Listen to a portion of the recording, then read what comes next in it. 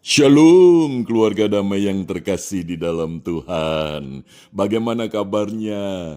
Puji Tuhan, saya percaya bahwa kita hidup ada di dalam kasih pemeliharaan Tuhan.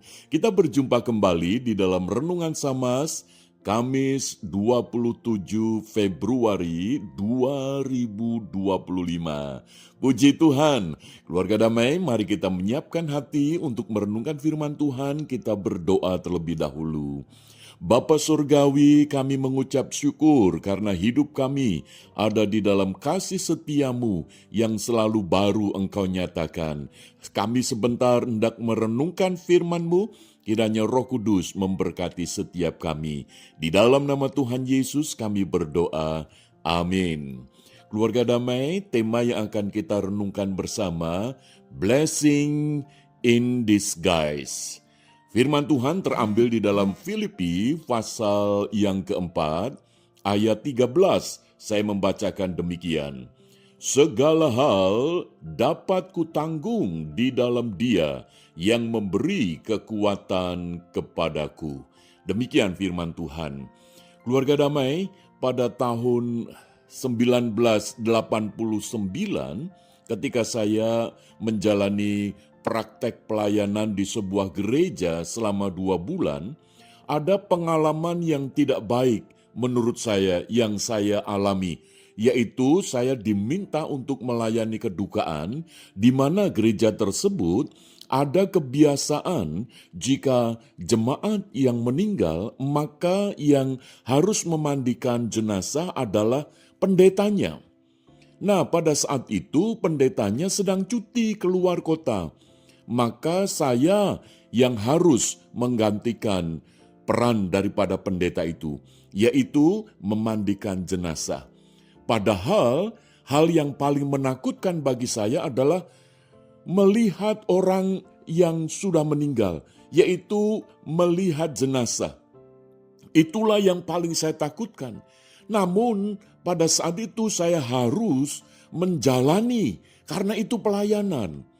Maka itu bagi saya adalah peristiwa yang tidak baik, kondisi yang menakutkan, yang buruk bagi saya. Dan ketika saya menjalankan itu, wow, saya ada satu kondisi yang takutnya luar biasa. Kalau saya tidak melakukan karena ini tugas pelayanan, maka itu sebuah dilema. Tetapi di dalam kondisi tersebut, sungguh Tuhan itu menopang, Tuhan itu memberi kekuatan, Tuhan itu memampukan. Sehingga di tengah ketakutan saya dapat melaksanakannya dengan baik. Dan saya kira inilah yang dimaksud dengan blessing in disguise, yaitu berkat yang terselubung. Artinya ketika sesuatu yang buruk terjadi, tetapi setelah lewat waktu, maka di balik peristiwa yang buruk itu ada sesuatu yang baik, ada sesuatu yang bermanfaat, ada sesuatu yang bisa menjadi berkat. Dan itulah yang saya alami. Maka itu ketika Rasul Paulus menuliskan kepada jemaat di Filipi bahwa segala hal dapat kutanggung di dalam Dia yang memberi kekuatan kepadaku.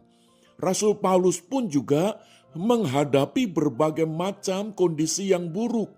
Dia pernah dianiaya, dia pernah dilempari batu, dia pernah diolok dan seterusnya. Bahkan pada saat dia menuliskan surat kepada jemaat di Filipi ini, dia sedang ada di dalam penjara. Tetapi di balik kondisi yang buruk itu, Tuhan menyediakan berkat. Inilah yang dimaksud dengan blessing in disguise. Di dalam pelayanan kita, di dalam kehidupan kita, seringkali sesuatu yang buruk itu terjadi, tetapi di balik semuanya itu, Tuhan menyediakan berkat. Sehingga pada saat ini, saya tidak lagi mengalami ketakutan ketika melihat orang mati atau jenazah. Dan itulah yang menjadi berkat bagi saya ketika tahun 1989. Saya mengalami kondisi yang buruk, tetapi di balik semuanya itu, Tuhan siapkan untuk tahun-tahun kemudian di dalam hidup saya, di dalam pelayanan saya. Dan biarlah ini juga menjadi kekuatan bagi kita, sebagaimana Rasul Paulus, sekalipun dia menderita, tetapi blessing in disguise itu dinyatakan. Bagaimana dengan kita? Mari kita berdoa. Bapa Surgawi, kami mengucap syukur untuk blessing in disguise yang Tuhan berikan, sehingga di dalam segala sesuatu yang tidak biasa kami alami, ada hal yang luar biasa yang Tuhan sedang kerjakan dalam hidup kami. Terima kasih untuk firman-Mu. Di dalam nama Tuhan Yesus kami berdoa. Amin.